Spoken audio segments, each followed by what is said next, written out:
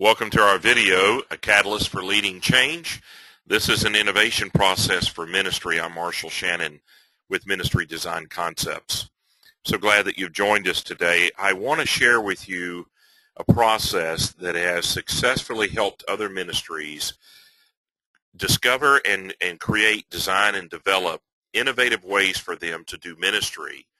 You may be a church leader that is not experiencing the growth that you really desire, particularly among maybe millennials and the unchurched. You may have a solid congregation.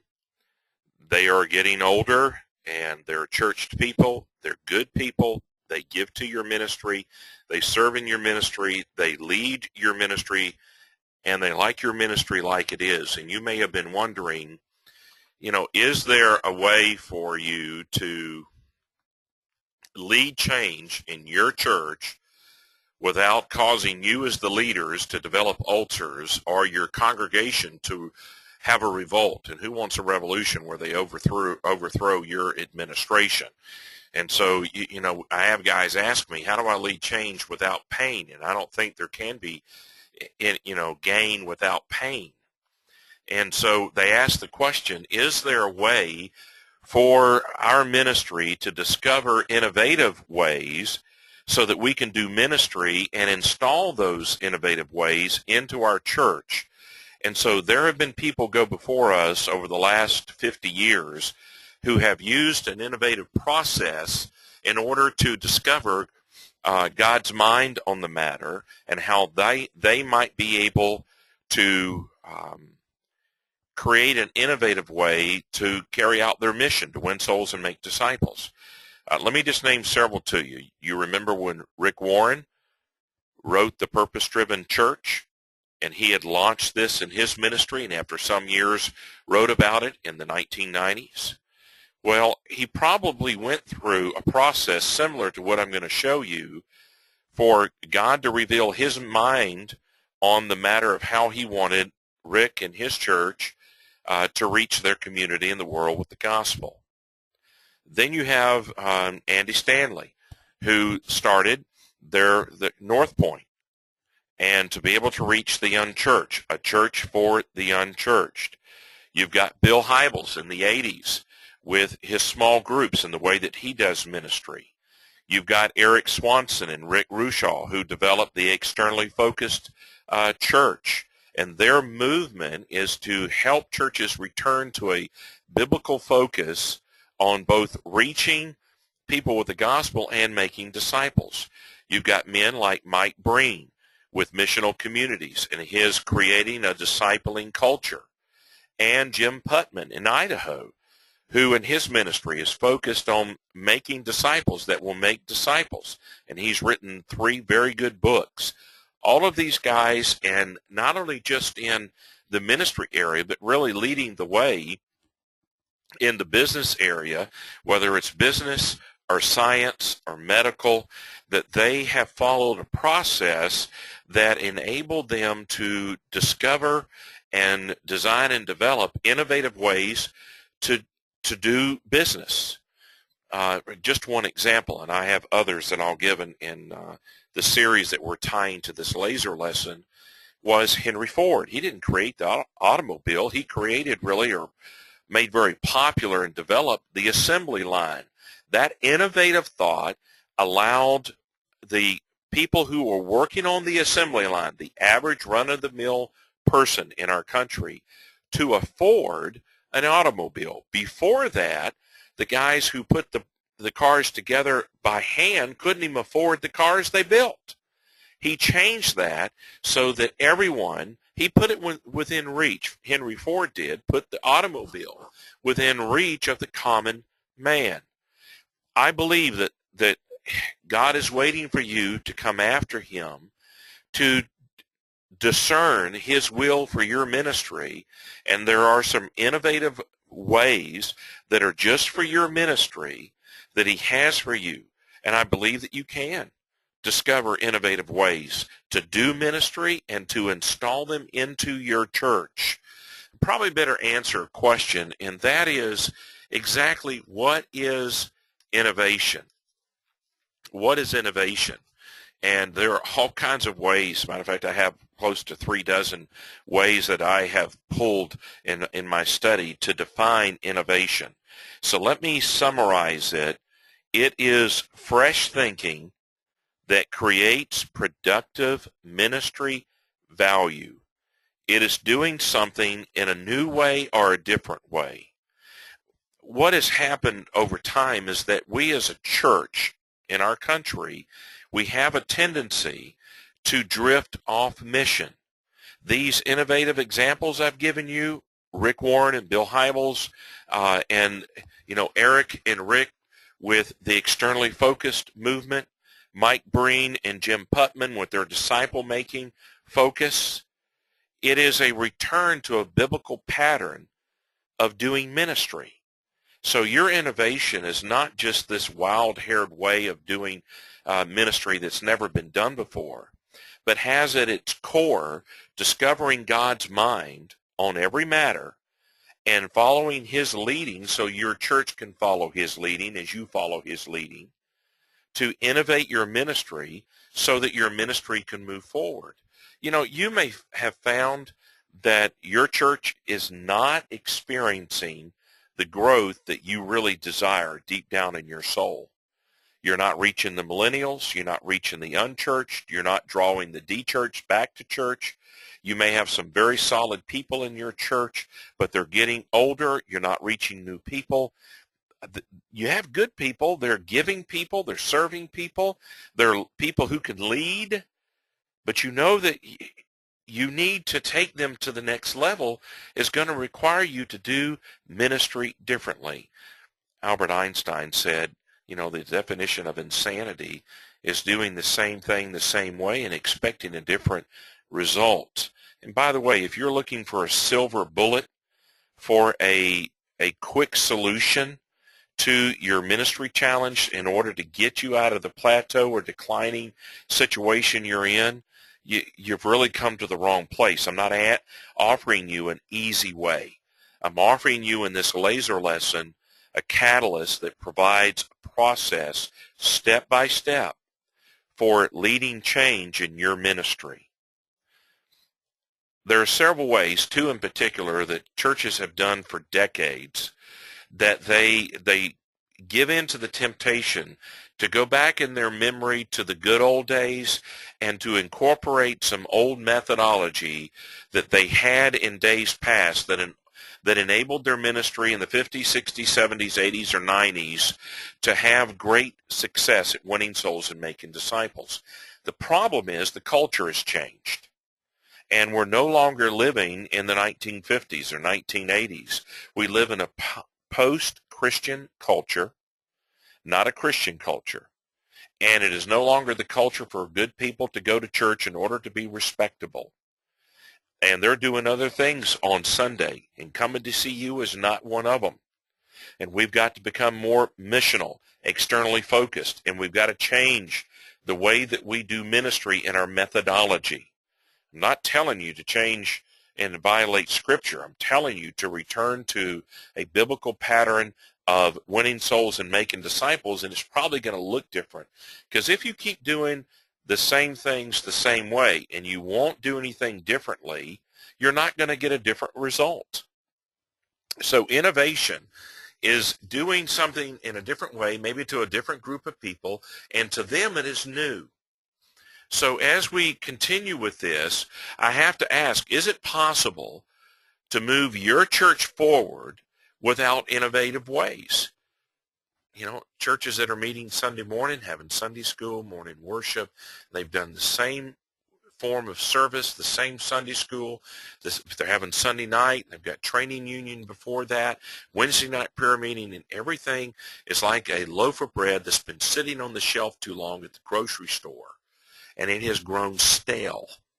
And it's no longer working, and you don't understand why 2/3 of the millennials that grew up in church are no longer in church. They've rejected the church. Maybe not rejected Christ, but they've rejected the church. And if you want to change that, it means that you've got to go pursue the Lord. And in doing so, you ought to do that in an orderly way, and that's what I'm presenting to you. So innovation is important because change really doesn't come about without innovation. And there is example after example where innovative technology, innovative services, innovative products, innovative ministry has made a tremendous impact on the country that we live in, the citizens that we live with the families that we minister to. Innovation is important, and it's important for your ministry to discern on a regular basis, keeping your thumb on the pulse of three things. Keeping your thumb on the pulse of God as to what he is thinking, so that you learn to read his mind and to receive what he is saying to you. Secondly is to keep your thumb on the pulse of your congregation.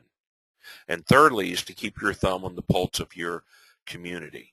Innovation is very important to the future of pulling churches out of their declining situation. George Barna did research in 2007, came away from that research saying that 340,000 churches in North America are in need of revitalization. Innovative ministry can be a part of that. This statement that's on your screen, innovation distinguishes between a leader and a follower. Steve Jobs said that.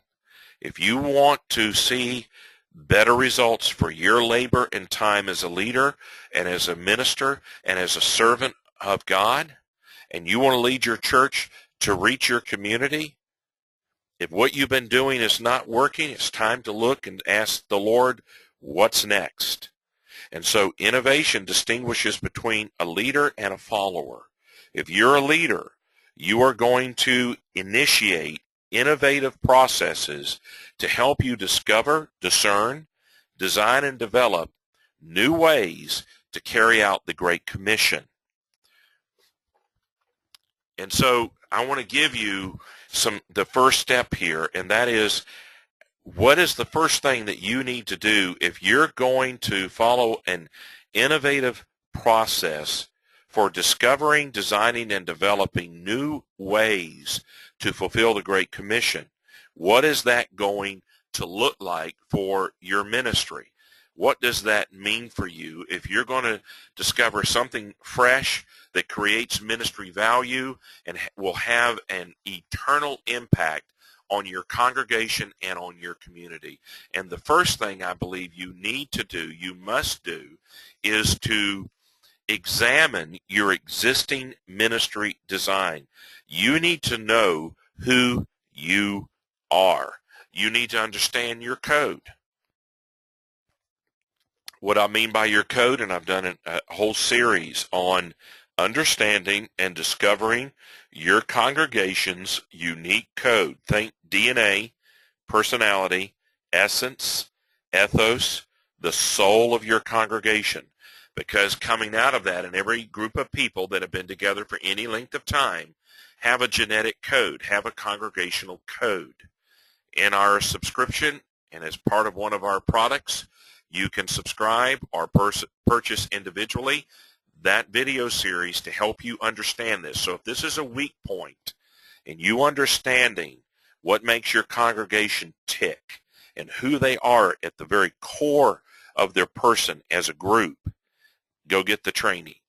Secondly, out of the code comes the core values. Core values are priorities. Code is the person, the personality. Core values are their priorities. What is primarily most important to your congregation? I warn you that many congregations focus on aspirational that aren't actual core values that they hold to. And how you tell the core values of any group of people or an individual is you look at how they spend their money, how they do ministry, what manpower they utilize, what they talk about around the table and in church and in Sunday school, and you can begin to pull out and say, you know what?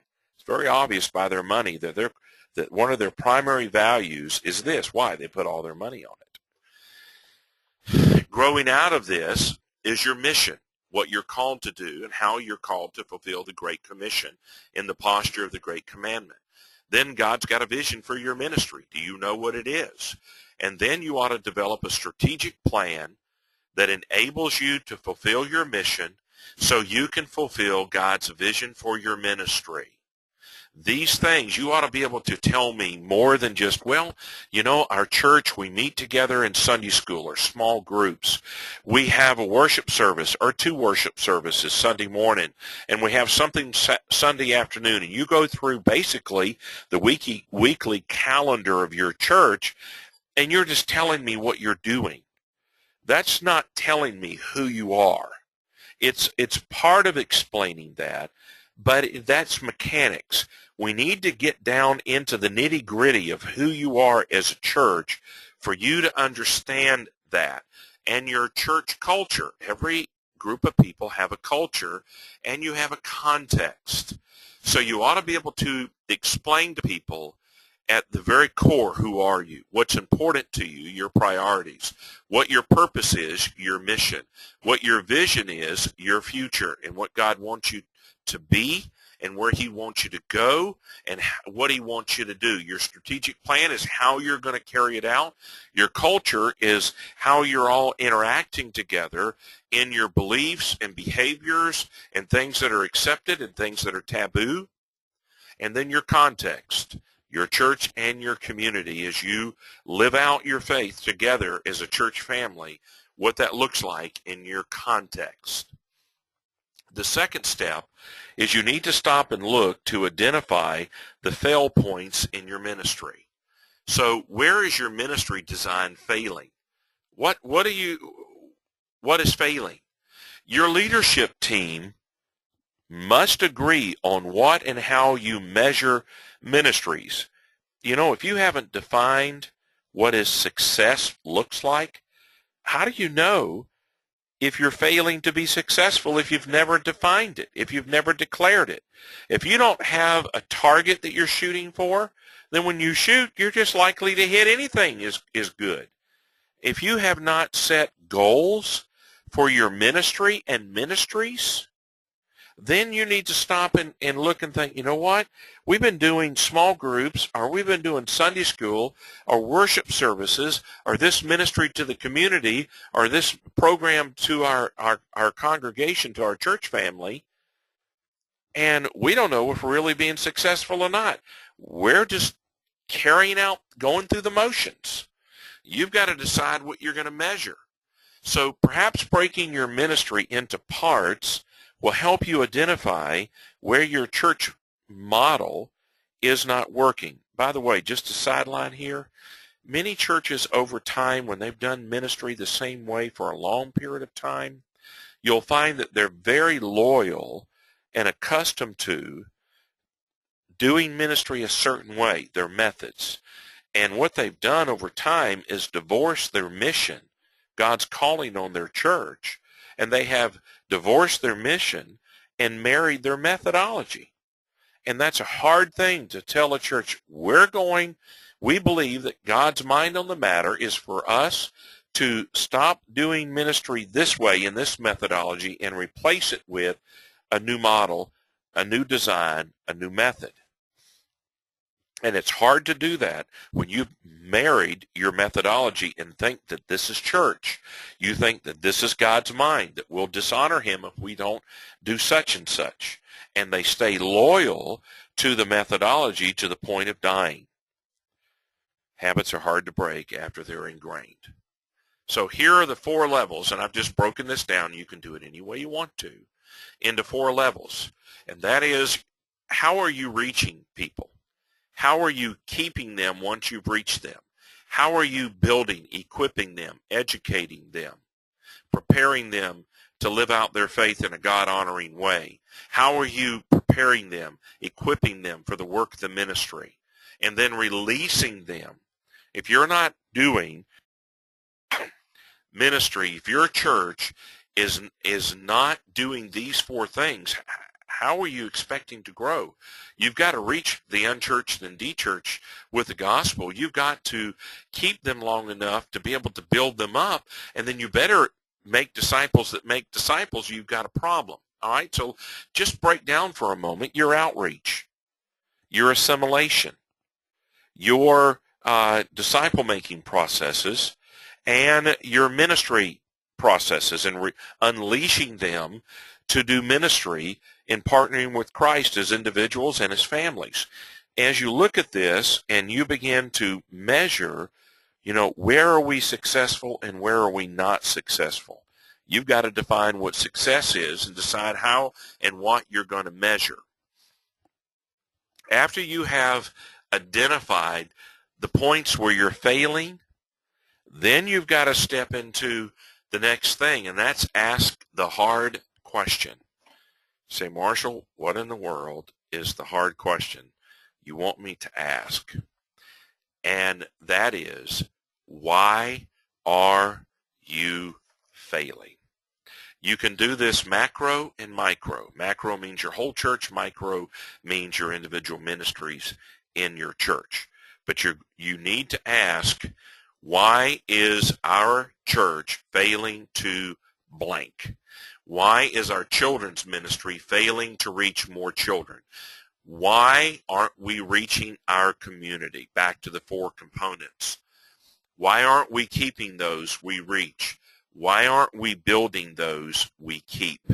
Why aren't we releasing our church into our community to make disciples that makes disciples? And so as you look at this, the third step in the innovative process is to ask why. And so let me summarize this so we can grab a hold of it and let it start marinating in your mind. Meditate on this. Go to bed tonight thinking about it. Wake up in the morning thinking about it and dream about it in between. If you're going to move your ministry forward, what are the first 3 steps you need to do out of the 5 steps in order to discover God's mind on the matter about what's next for your church? So, who are you? You ought to know your church really well. Like I said, you can give me the airlines schedule for when you have Sunday school and worship and small groups and prayer meeting and electives and this program, project, activity, and event, and how you do it daily, weekly, monthly, quarterly, biannually, annually, and what you're doing. But really need to understand at the very core, who are you as a church? You ought to be able to put that into a sentence that'll fit on a T-shirt, to be able to summarize and capsulize who you are. You need to know that and understand it. Secondly, you need to identify, where is our ministry failing to win souls and make disciples? Where are we failing to reach the goals that we've set? And thirdly, why? Why are you failing? Then I'm going to take you to the 4th step, and again, this is where you can begin to dream. This 4th step is to explore the optional answers of the optional fitting solutions that you're going to honor God. So you're going to ask this question and you're going to dream, but you're going to study and you're going to ask the question, what if? What if we did blank? Now, let me give you a leadership tip here, and I'm going to get to it in a moment.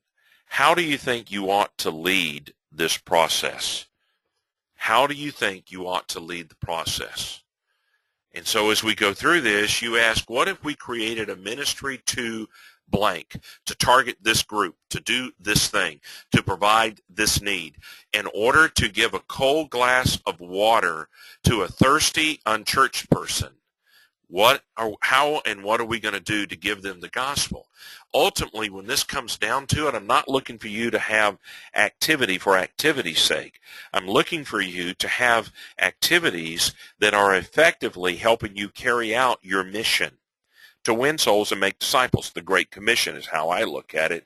But how you flesh that out, I want you to look and consider and explore all the options that would be fitting solutions to help take you to the next level, so that you can get off the plateau or reverse the decline of your ministry and once again begin to reach people that you so desperately long to reach with the gospel. And why not have your whole church working together in unison, in harmony, to win souls and make disciples? So you ask the question, what if we created a ministry to blank? What if we changed blank? So I'm going to give you 5 levels of change. Each of them have a level of pain that comes with the change. If you restore a ministry, you're restoring it to its original luster. If you think of maybe at your home, and you go in and steam clean the carpet, you wash down the walls, you polish the doorknobs, you dust the ceiling fans, and you make everything restored to its original luster so it looks like it did the day you installed that light fixture or that stove, and you clean and polish it. Well, there's not much pain involved with that because people are looking and going, oh, you're just really reorganizing and polishing up our old ministry that we've done for 4 decades. Then you can refurbish. Refurbish has with it the idea of painting the walls and not just steam cleaning the carpet, but maybe replacing some torn areas and sewing it up. And maybe it's replacing the carpet and replacing that light fixture. You're going to refurbish it, and maybe you take something and you completely refurbish those light fixtures and rewire them. So with your ministries, it's a level above restoring it where you're cleaning it. Now you're going to mechanically work on it. So you do change it some. The third one is where you get usually into trouble, and that's where you're going to renovate your ministry.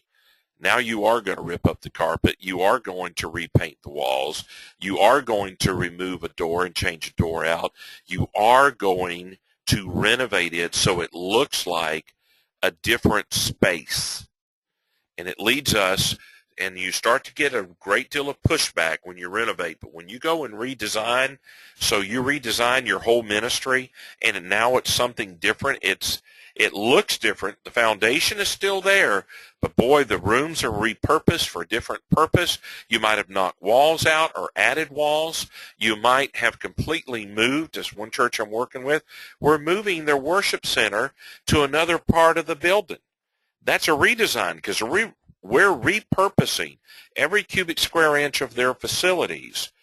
When it comes to doing that with your ministry, you're going to redesign it into something else.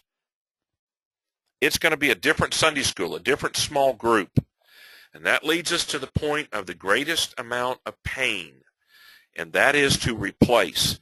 You're going to replace your ministry model with a new one, your Sunday school with the new one, your small groups with the new one, your prayer meeting with the new one, your children's ministry with the new one. You're going to replace it entirely, and it's not going to look like it did.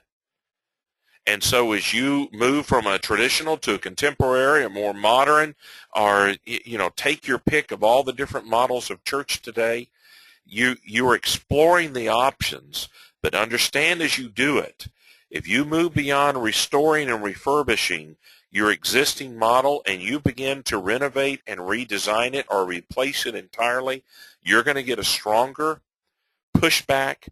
More pain is going to be involved for your church family and for your leadership team, and it's going to take more prayer, more time, and more people to be involved. But you want to look at the options that are there so that you can settle on a theoretical solution. You're going to pick one. You're going to pick a solution after asking the dream question of what if God's vision for our ministry is to do this, and now you're going to settle on that a theoretical solution so that you can move your ministry forward. Now I say theoretical for a reason. All right? And so you have cast aside anything from your memory. You're not mimicking what somebody else has done. You're looking, and you're looking for a fresh solution to ministry innovation to help move your ministry forward in your biblical pathway of winning souls and making disciples. And you're looking to discern the Master's mind, God's mind, instead of just mimicking what everyone else has done and you bypass God on it. Or you look to your memory of your past and do what you did in the good old days. Now you're willing to look at theoretical solutions and narrow your selection down to one. So why is this step an important part of the catalyst to change? I say theoretical because you need to be bringing people in, and you've got a leadership approach. You've got to decide how you're going to do this, and I believe your selection of which way you're going to lead this process of innovation is critical to your success. Are you going to use the Lone Ranger approach? Or are you going to use the team approach? All right, now I want you to stop and think with me for a moment what I mean by this.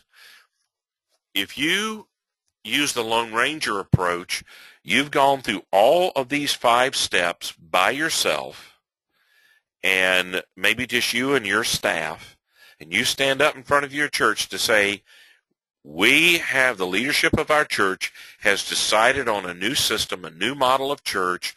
We've got some innovative ways, and here's what we've got. Your church family has not gone through the process of examining your ministry model to fully understand who you are.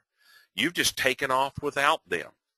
They have not been a part of, along with that, identifying and agreeing to what you're going to measure and what the fail points are. They haven't asked the hard questions. None of this has been, you haven't allowed them to let any of this marinate and to allow them to go through the painful process and allow the time for this to marinate and for them to meditate on what God is saying.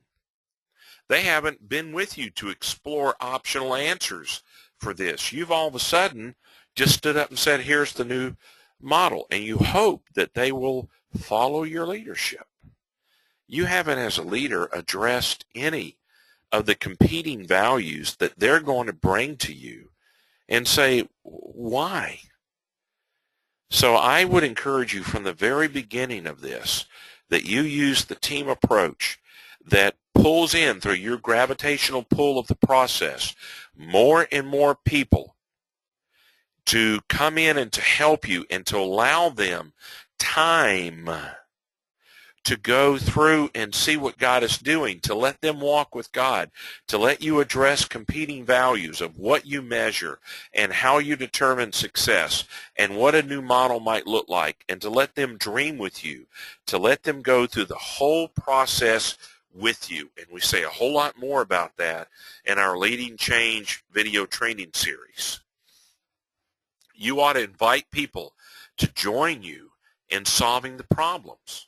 If you stand up and speak authoritatively that here is God's mind on the matter and here's the solution and we're going to do it, the natural response, whether you're a preacher, a pastor, a ministry leader, an elder, a deacon, a board member, is you're going to get pushback. And I'm telling you, when you do that with any group of people, will you stand up and speak as the guru, the authority, that you've gone through all this and you've decided what it means and you're just going to cram it down their throat? They're going to push back. In a business, they're going to push back. Your employees will push back unless they're afraid of losing their job, and then they'll go find another job. In a church, they're voluntarily there. They can walk out or vote you out, have a coup.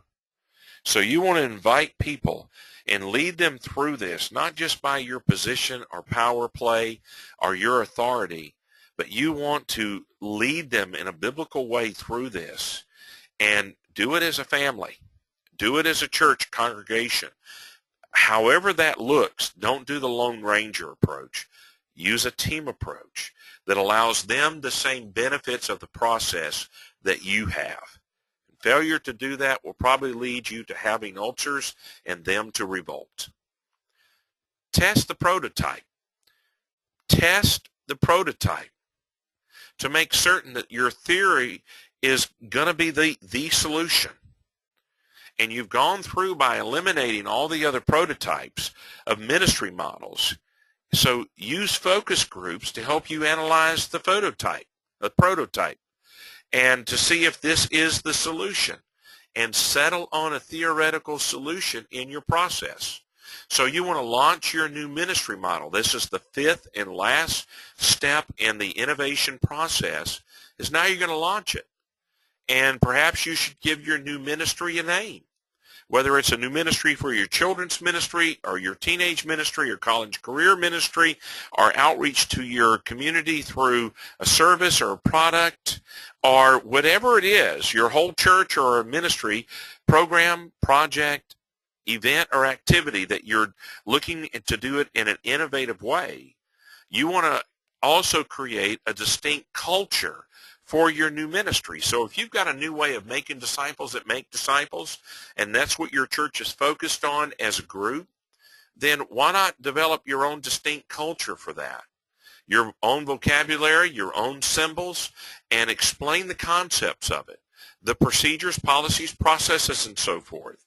So you've got this new ministry model, put handles on it so they can understand it and use it and make it user-friendly. And they've adopted it, and maybe you have adapted and adopted somebody else's innovation, but you have cleared it through the master's mind, through God's thinking that this is what you ought to do. There's nothing wrong with borrowing brain, but I prefer that you not bypass your journey of walking with God through this process to discern his mind on the matter about what's next for your church. And here's what I think you ought to do. You ought to celebrate the change and launch your new ministry model and celebrate what God is doing. In summary, like many things in life, the magic is not in the process. It is in the discipline of using the process I'm giving you that I believe has worked in many aspects of life, business and nonprofit, in church, in ministry, but you use the process, and the challenge is to get the church leadership to invest appropriate time and energy at each step in the process to ensure the desired outcome. The process, I think, will work. It's worked for many others if you work the process.